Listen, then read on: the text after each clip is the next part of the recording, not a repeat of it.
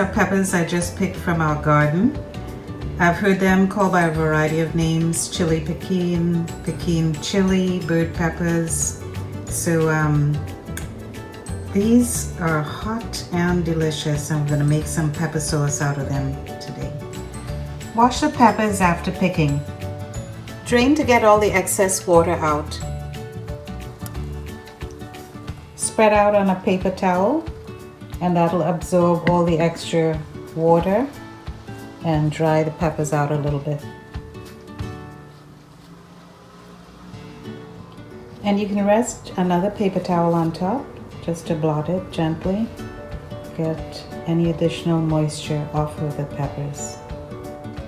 So let me show you how easy it is to make this pepper sauce. These are all the ingredients you're going to be needing for this. First, of course, we'll be starting off with our peppers. I have about a half cup here. Usually we use regular vinegar as a preservative, but today I'm going to try using some red wine vinegar. I have a tablespoon of fresh ground garlic, half a teaspoon of kosher salt, and you can do your salt to taste. And I have 1 cup of water that I just boiled. And that's all you'll need to make this delicious pepper sauce. In order to make sure that I get my salt well dissolved into the liquids, I'm going to add my garlic along with the kosher salt plus the red wine vinegar, and then just stir all of this in really well. And because the water is hot, I just boiled it, it's going to help to dissolve that salt. And actually at this point you can taste it, and if you need to add any more salt, you can add it at this point.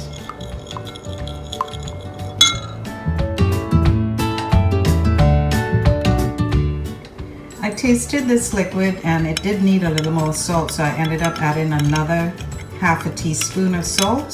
So that'll be 1 teaspoon of kosher salt in all. And so this will give it a nice balance with that red wine vinegar too. Now all you'll need is a nice jar to store your pepper sauce in. And I like to save my coffee jars. This is one of the smaller Nescafe coffee jars, and they're just great to save to when you make pepper sauce, you know, to store it in. And just make sure you have a nice airtight sealed container that's been sterilized. And one more thing, I do highly recommend glass rather than using plastic to store your pepper sauce, because I think the plastic does ferment the pepper sauce. This is much better to use.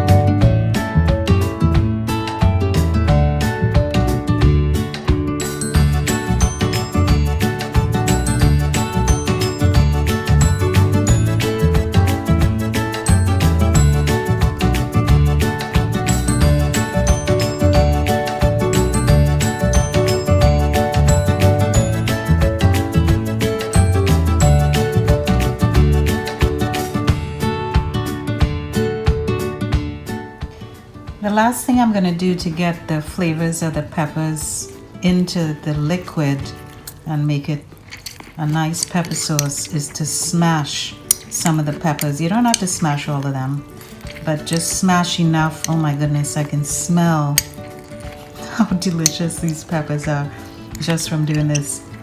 So smash, you know, as much as you'd like to get a nice consistency with the liquid. Smells delicious. So good. I just want to show you what the consistency looks like. This is with using 1 cup of water. If you wanted a thicker pepper sauce, you could always use half a cup of water and adjust your salt to suit. I always recommend giving it a little stir before you use your pepper sauce. That way you get all those delicious flavors. And one last note, always remember to use clean utensils with your pepper sauce to avoid spoilage. That will help to preserve your pepper sauce.